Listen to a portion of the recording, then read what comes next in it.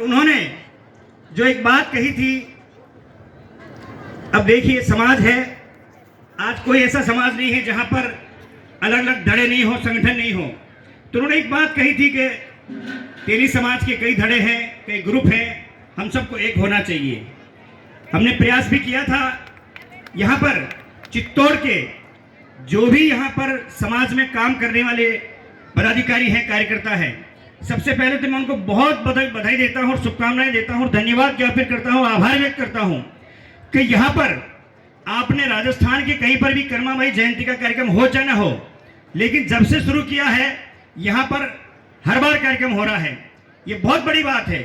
और ये चित्तौड़ के अंदर जो समाज का संगठन है, आप अजय जी नेपाली जी अभी यहाँ के अध्यक्ष हैं, डगवाल साहब यहाँ पर विराजे हैं, आदरणीय मदन जी राठौड़ साहब जो हमारे बीच में बहुत दूर से आए हैं, शिवपुर से आए हैं, इंदौर से भी आए हैं, और भी आत्माराम जी हैं यहाँ पर, मांगीलाल जी हैं यहाँ पर।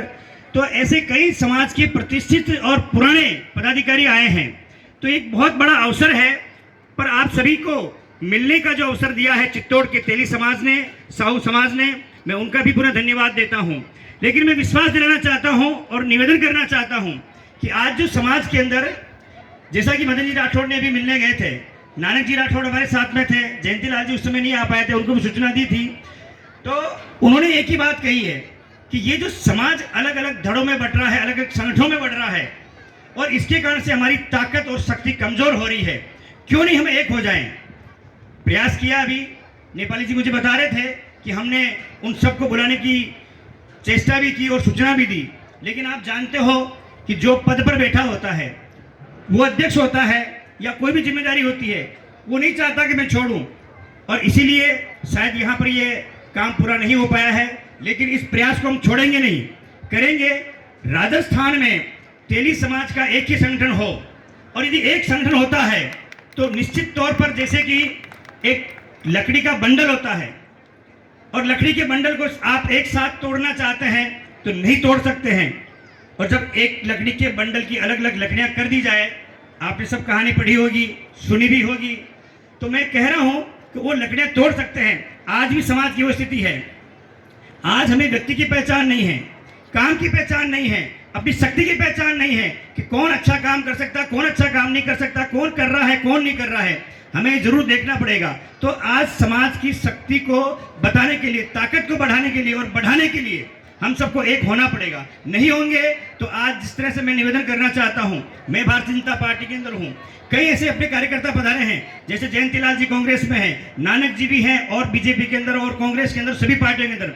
लेकिन हम देखते हैं कि राजस्थान में एक भी विधायक है पाली से तो कांग्रेस से हैं, जो भाटी जी है।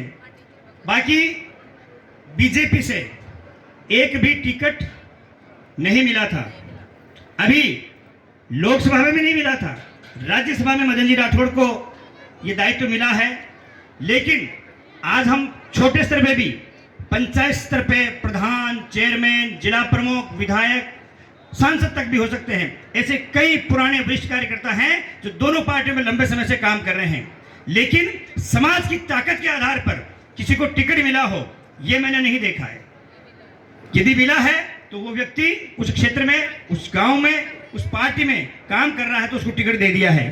तो समाज की ताकत के आधार पर टिकट मिले, इसके लिए आज तक जयपुर में कई प्रदर्शन हुए होंगे। लेकिन आज तेली समाज के यदि 50,000 से 1,00,000 लोग यदि जयपुर की सड़कों पर उतर जाएं, तो अभी जो जाड़ा साहब कह रहे थे कि बोर्ड का अध्यक्ष बनाओ, वो कह देंगे आपको संभालते संभालते कि आपके अध्यक्ष किसको बनाना है। लेकिन ये ताकत बढ़ानी पड़ेगी, अपने को शक्ति बढ़ानी पड़ेगी, कोई प्रदर्शन करना पड़ेगा, कोई कार्यक्रम करना पड़ेगा, तब जाके हम होंगे। बाकी आपके घर पर आकर कोई भी देने वाला नहीं है। कांग्रेस पार्टी ने भी जाते जाते ही बोर्ड बनाए थे। अब बीजेपी आई है, हम बीजेपी से भी कहेंगे, मुख्यमंत्री जी से भी कहेंगे कि उन्होंने शुरुआत की है, उन्होंने बोर्ड बनाया है, तो चेयरमैन आप बनाइए।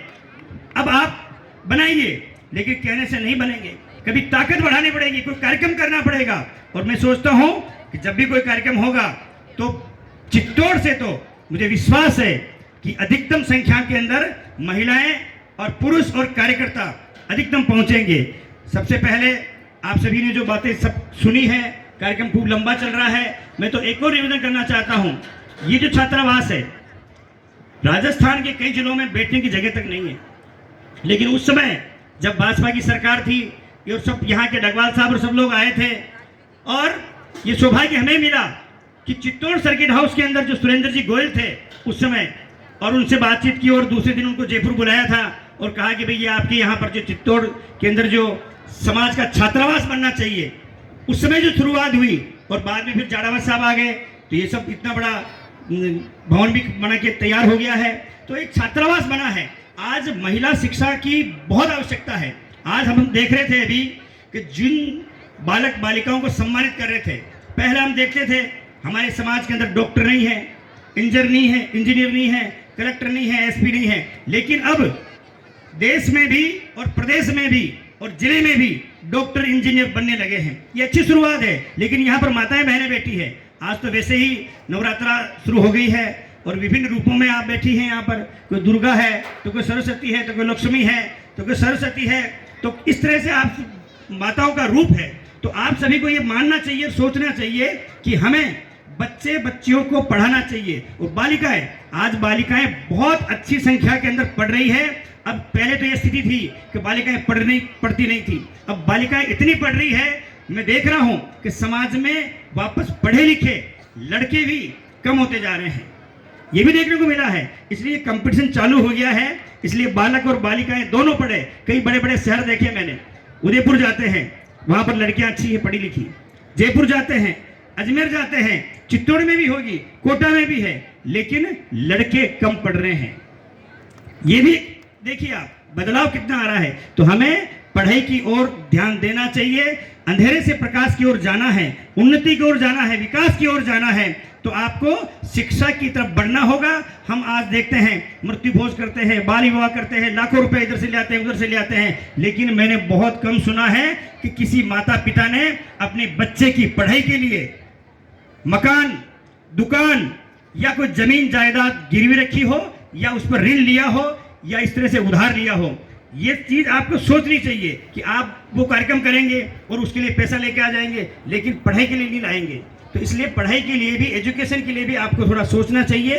निश्चित तौर पर हम यहाँ पर जो विचार किया है, 2 दिन से बैठक हुई है और आज जो कार्यक्रम हुआ है इसमें आपकी अच्छी उपस्थिति रही है। मैं पुनः आप सभी का धन्यवाद देते हुए, आभार व्यक्त करते हुए, और आप सभी ने मुझे जो मान सम्मान दिया है उसके लिए भी आपका पुनः आभार और धन्यवाद ज्ञापित करता हूं।